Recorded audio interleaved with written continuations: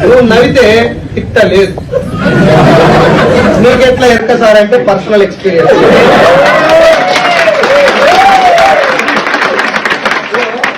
నేను బాగా బయట తిరిగి వస్తా.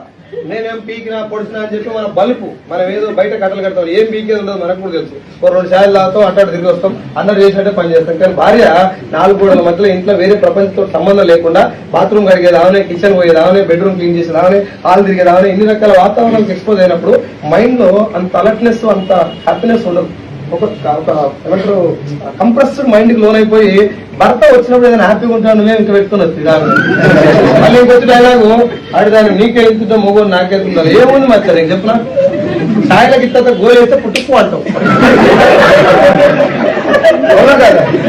డికాషన్ ఉంది నేను జీవితం దానికెందుకు ఇప్పుడు ఎస్ఆర్నో ఏం తిట్టినా పర్లేదు. నా పిల్లం నన్ను తింటుంది, ఎదురుగా నేను తిట్టినా పీకేది ఏం లేదు, నా వల్ల ఏం కాదు అందు లేదు. నేను ఇరుగదీస్తా పలగదీస్తా, నేను తోపును తురుము తుపాకి తొడిమే అన్నావు అనుకో, నీ తొడిమే ఇరిచి బాత్రూమ్ వేస్తాను. ప్రపంచం మొత్తం నన్ను ఎవ్వంతోడైనా గొడవ పెట్టుకో, పిల్లం దగ్గరకు అసలేదు. నేను ట్రై చేసిన గెలుద్దామని,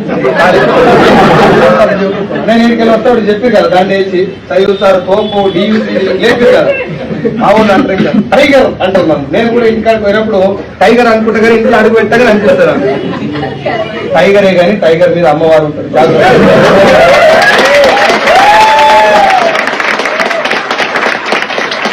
నా రిక్వెస్ట్ ఏంటంటే ముఖం మీద నవ్వు అంటించుకో. నీకు నవ్వు వస్తలేదంటే ఈ మీటింగ్ లో కూర్చో. నేను ఓపెన్ గా చెప్తున్నా, దిస్ ఈజ్ మై మీటింగ్. ఇప్పటి నుంచి నీకు నవ్వు వస్తలేదంటే బిజినెస్ కు నువ్వు సూట్ కావు. ఎందుకు వస్తలేదు నవ్వు? ఎందుకు రాదు చెప్పు? ఈగో ఉంటుంది. ఆ ఈగో తోటి అది కూడా రాదు. జలక దిక్కుల రాజా, నిన్న మొన్నడు రాజా, చట్నీస్ లో తిన్న రాజా.